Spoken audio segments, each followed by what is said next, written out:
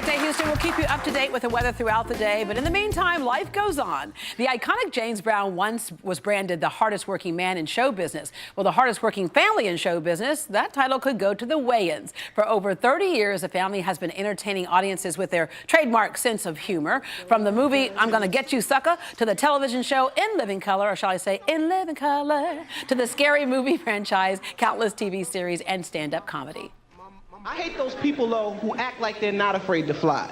I was on this flight coming back from New York one time. The whole airplane is shaking. Everybody on the airplane scared. This one dude, he's sitting there reading.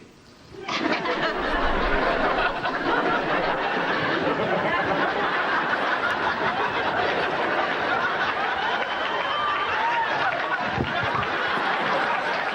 was falling out of his pocket. I was robbing his Go ahead and read. Well, please welcome a member of that funny and talented family, Shawn Wayans. All right, we've had like your brothers and the whole bit. One day we're gonna get you all together for a family reunion on Great Day, Houston. Good luck with that. Yeah, right. All right. Yeah, you grew up in a small apartment in Manhattan. Yeah. 10 brothers and sisters. Yes. You were either going to become serial killers or comedians. Yes. Right. Exactly. One or the other. Yeah. Or just some brothers stuck in a small apartment. It was great growing up there. I mean, you know, we struggled, but, you know, we had laughs and, you know, love, and we got through it. So it was all good. Yeah. So was that where the sense of comedy comes from, like all of you? Yeah. You know, when you don't have, you know, much to do, you know, you turn on each other and you start finding humor. You turn on each other. That's what we did. That's what we did. All right. So you kind of followed in the footsteps of. It's kind of interesting that the whole family kind of went into this business. Yeah. Well, Keenan was the pioneer. Mm-hmm. He quit college to pursue a career in stand-up comedy, and we followed. You know, I always wanted to do stand-up since I was a little guy. I was on the set of I'm Gonna Get You, Sucker when he was making that movie, and during that year, I said to myself that that's when I was gonna start doing my stand-up, and I did. So. Yeah, and well, In Living Color, I wish that was still like running today. I know we do. Yeah. I know that's like a sore subject right there. We'd be doing right now. It was one of the best, and it launched a lot of careers. Yes, it did. It was my comedy college. Me and Marlon, that was our comedy college. We learned how to be funny. We learned how to act, write, produce, and everything we do today on that show. Yeah, and a lot of the stuff that you do speaks to our culture. It can take some serious things, but put some laughter to it. We know in the country right now, we've got this whole race issue going on. So when you have things like "Don't be a menace to South Central while drinking your juice in the hood," what does comedy do to educate but alleviate that pressure? We just find the funny take on the serious issue. So we look for, well, okay, this is serious, but where's the humor in it? Yeah. You know what I mean? And by exaggerating and pointing out what's ridiculous about it, it usually gets the laugh. Yeah. Some of the stuff that's happening right now, of course, is all the statues that are coming down. Well, yeah, I mean, and they should come down. You know, there's nothing wrong with having statues for a good time in history. You know, Abraham Lincoln, good time. Free the slaves. Emancipation, Free good the times. slaves. Martin Luther King. Good times.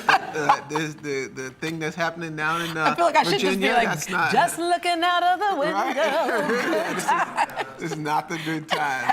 It wasn't a good time in history. That's like, I thought it was a good time then. Yeah, exactly. So them fighting to keep those statues up, it would be like someone fighting to keep OJ statue in the Browns family house.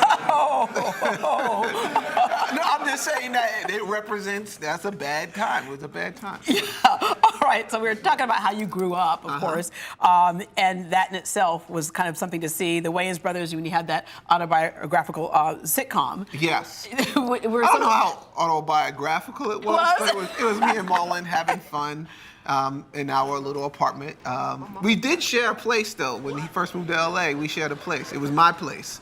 And, and so we went based off of that. Yeah, and then Scary Movie. My son is obsessed with it. Is he? Oh, like, hey, Mom, want to watch Scary Movie? I'm like, for the 40th time? No.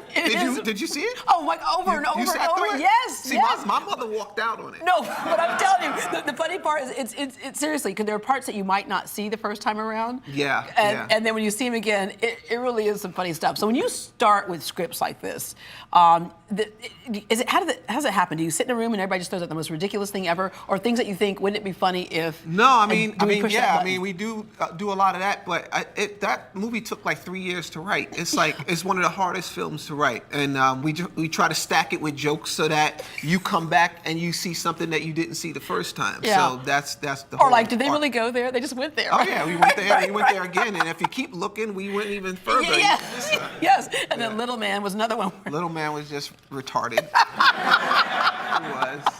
All right, you're working on something now. That's fun. Right now, I'm bringing back a cartoon that I did about 8 years ago called The Boo Crew. And it's kind of like it's a kid's cartoon property. It's kind of like Charlie Brown meets Fat Albert with a hip hop twist.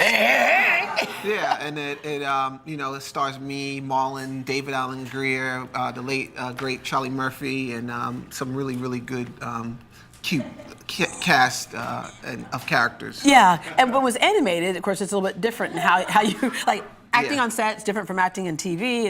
You see the editing after it's all done. So in here, are you kind of in a studio doing the voiceovers? Well, yeah. I mean, I directed it, and I got all the voice talent together, and we got in a studio, and we did all the characters and voices. Then I took those characters' voices, and I sat with the animators, and we drew all the scenes together and put them together. Then I added all that stuff together and put the music and. Give me a little character voice. I know. I played a character named Slim. He's kind of the chubby kid on the block. And, he's not fat. He's just big boulders. And he's really confident too. You love my style. So yeah. I played him. But it's cool what you just said, though, because what kids get from that is you have this person who has some adversity, yeah. but he has with a lot of it. self-esteem. He works with it. No, yeah. He's actually over the top, but he thinks he's actually sexy. So, and no, for real, in his mind, he thinks he's the what's happening. Yeah. So. All right, that was another TV show. Oh, yeah, that's another TV show, right? Tell me about... Okay, I'm sorry. Yeah, no, that's all right. That's all right. Just rambling. It's okay, because you have a nighttime job. That's and right. you got up early to come in here today. We appreciate I did. that. Thank you for having me. All right. Shawn Wayans will be performing live at Houston Improv tonight through Sunday. For showtimes and ticket information, you can log on to greatdayhouston.com. You have your sunglasses there. You might not I'm need getting that ready through for the the weekend. rain. Yeah, right. You might not need that through the weekend. The only brother with the rain glasses. Yeah, right.